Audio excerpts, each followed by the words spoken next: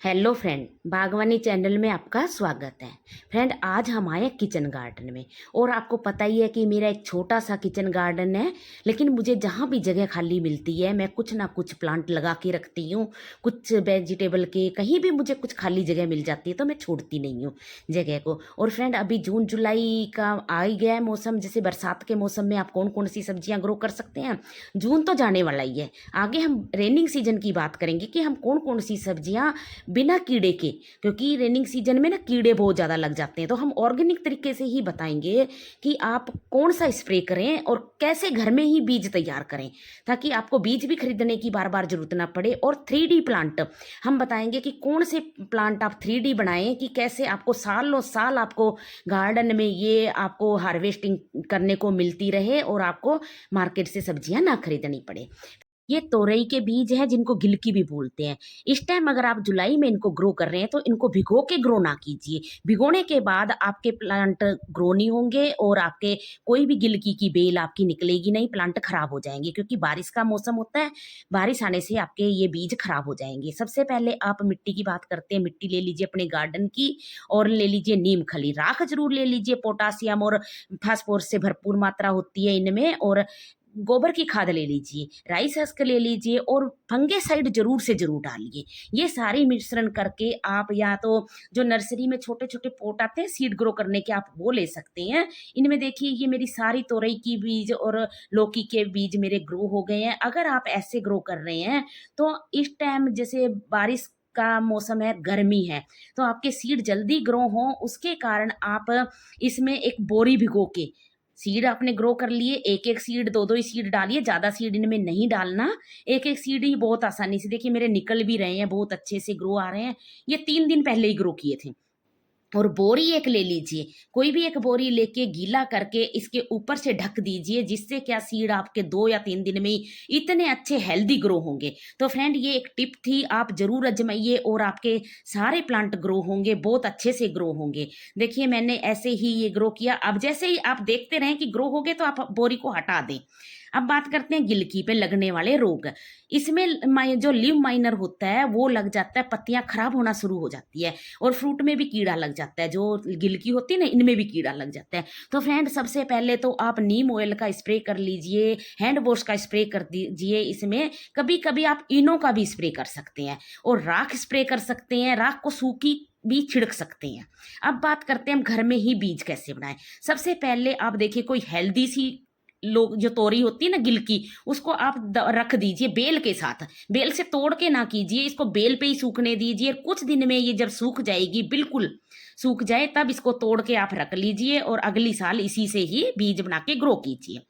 अब बात करते हैं रेनिंग सीजन में ग्रो होने वाली मूली की। मूली बहुत आसानी से आप रेनिंग सीजन में ग्रो कर सकते हैं। बस आपको ध्यान रखना है कि आपके पास पोट ऐसा हो जो खुले मुंह का, और जिस पोट की ऊंचाई ज़्यादा हो, गहराई ज़्यादा हो, ऐसे पोट में आप सीड लगाइए। और रिच मिट्टी जैसे मैंने बताई है वैसी मिट्टी में आप अगर सीड ग्रो करेंगे तो ये बहुत आसानी से ग्रो होगी, क्योंकि मूली को हमेशा गहराई वाला पोट चाहिए, क्योंकि मूली नीचे की तरफ ग्रो होती है। इसलिए फ्रेंड, आप जितनी भी सॉफ्ट मिट्टी बना के इसके सीड डाल के आप आसानी से इसको ग्रो कर सकते हैं।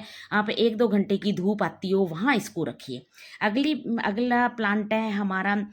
एक दो ही बीज डालिए, ज़्यादा बीज आप ग्रो बैग में लगा रहे हैं तो बहुत ज़्यादा बीज भी ना डालें, क्योंकि जितने ज़्यादा बीज होंगे आपकी मूली अच्छी ग्रो नहीं होगी, छोटी मूली होगी, पतली मूली होगी। इसलिए कम बीज डालिए। दूसरी बात करते हैं हम टमाटर की। टमाटर को इस टाइम आप बहुत आसानी से ग्रो कर सकते हैं। टमाटर के पहले बीज से आपको पौध बनानी होती है और फिर उन पौध को आप अलग से डिवाइड कर करके आप लगा सकते हैं। तो आप एक टमाटर ले लीजिए, इसको काट के आप मिट्टी में दबा दें, उससे आपके पास पौध तैयार हो जाएंगी। तो आप घर में ही सीड तैयार करिए, बाहर से खरीदने की जरूरत नहीं है फ्रेंड। बहुत आसानी से आप इन सीड को ग्रो कर सकते हैं। तो ऐसे आप टमाटर भी घर में ही ग्रो कर लीजिए। अब बात करते हैं हम लौकी की। ये मैं गोल घिया लगा रही हूँ, क्योंकि मेरे पास लंबी वाली लौकी है वो पहले से लगी हुई है, इसलिए मैं गोल घिया का बीज आपको दिखा रही हूँ। ये जो फोटो भी दिखा रही हूँ ये गोल घिया के ही हैं।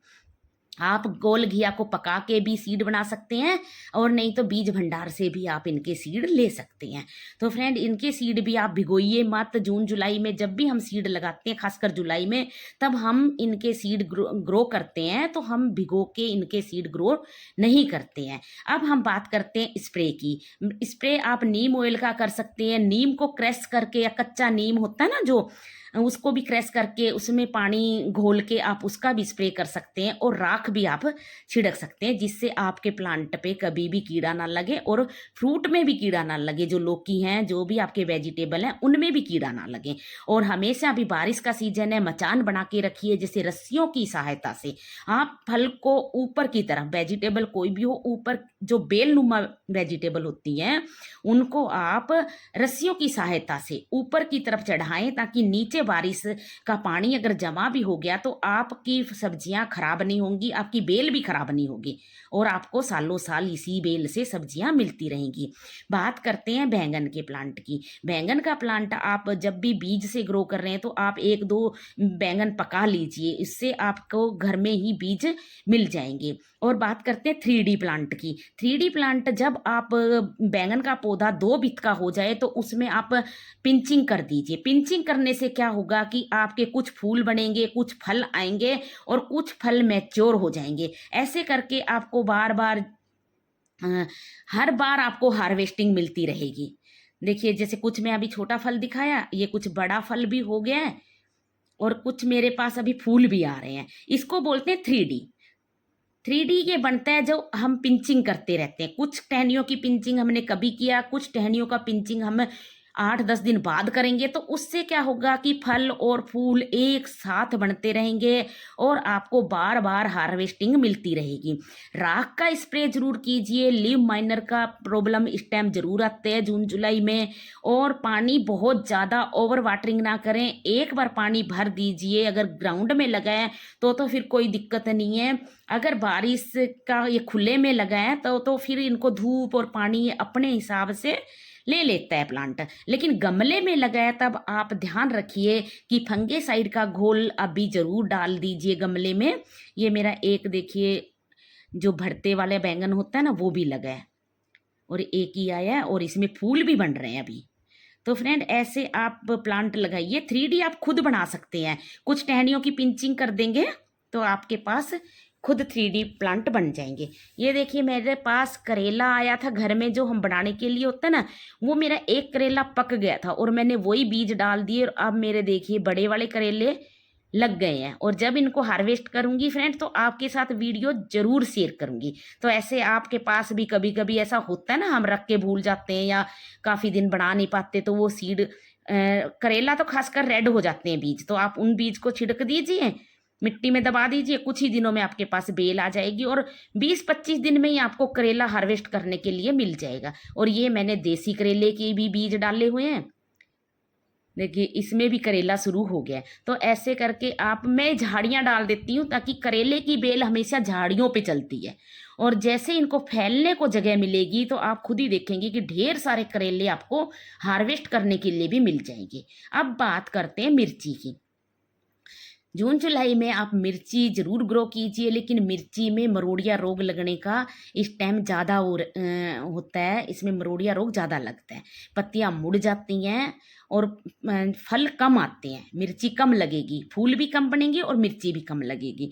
तो उसमें मैं बताऊंगी कि आप कौन सा स्प्रे करें। सबसे पहले तो आप प्लांट की पिंचिंग जरूर करते रहें। बीच बीच में पिंचिंग करेंगे तो प्लांट ज़्यादा बुशी होगा, और ज़्यादा सी ब्रांच आएंगी, तो ज़्यादा सी मिर्ची भी लगेंगी। ज़्यादा ब्रांच में ज़्यादा फूल आएंगे, ज़्यादा मिर्ची लगेगी। अब बात करते हैं फ्रेंड हम कि इनमें लगने वाले रोग। इनमें ज़्यादातर मरोड़िया रोग ही लगता है, और आजकल एक कीड़ा होता है जो कि पत्तों को खा जाता है। तो आप बरसात के सीजन में राख का स्प्रे जरूर कीजिए। आप पहले 2 चम्मच राख 1 लीटर पानी में घोल लीजिए। इसका एक आप ऑर्गेनिक तरीके से लिक्विड घोल बना लीजिए। 1 मुट्ठी राख, बस 1 लीटर पानी में, इससे ज़्यादा राख ना लीजिए। राख ज़्यादा मात्रा में डालेंगे तो भी प्लांट खराब होने के डर होते हैं। तो फ्रेंड, हिसाब रखिए कि मात्रा आप बिल्कुल सही रखें। और इसको आप प्लांट को नहला दीजिए, स्प्रे कर सकते हैं तो स्प्रे कर दीजिए, क्योंकि राख से अगर आप स्प्रे करेंगे तो स्प्रे बोतल खराब होने का डर होता है। इसलिए आप किसी बाल्टी या किसी मग में घोल के आप इनको नहला दीजिए। आप थोड़ी राख लीजिए, 2 चूटी राख आप इन पे छिड़क दीजिए, जिससे राख ना पत्तों पे जमा हो जाएगी और पत्तों पे आने वाला कीड़ा इन पे बैठ नहीं पाएगा, और कुछ ही दिनों में आप देखेंगे कि आपके प्लांट इतने स्वस्थ हो जाएंगे।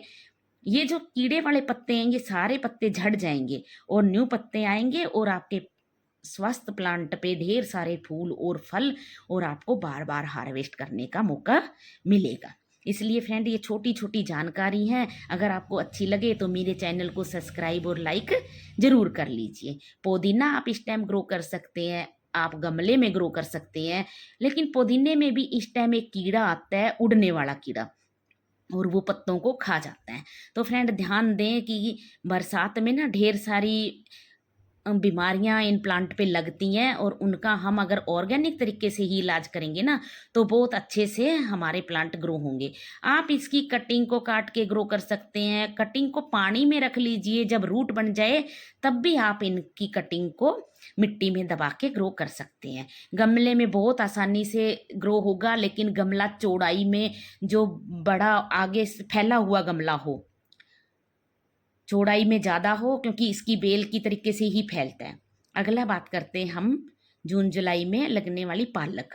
देखिए, अभी मेरी पालक हार्वेस्ट हो रही है, और मैं सालों साल एक बार ही पालक लगाती हूँ, उसके बाद मैं बीज नहीं डालती बार बार, क्योंकि मेरी वही पालक बार बार मैं हार्वेस्ट कर लेती हूँ।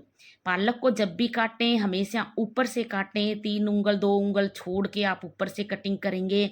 फिर उसमें आप खाद पानी डाल दीजिए, वर्मी कंपोस्ट डाल दीजिए, और फिर उसमें पानी डाल देंगे, पानी से भर दीजिए। मेरे पास ग्राउंड है, इसलिए मैं एक बार इस ग्राउंड को भर देती हूँ पानी से, तो मेरी पालक दोबारे से वही जो मैं काट के हार्वेस्ट कर चुकी होती हूँ, वही पालक मुझे दोबारे से मिल जाती है। तो फ्रेंड, ऐसे आप करिए, पालक जब भी काटे तो 2-3 उंगल ऊपर से काटिए, तो ऐसे आपको बार बार हार्वेस्ट करने का मौका मिलेगा, और आपके फ्री में घर में ही आप ऑर्गेनिक तरीके से पालक को ग्रो कर सकते हैं।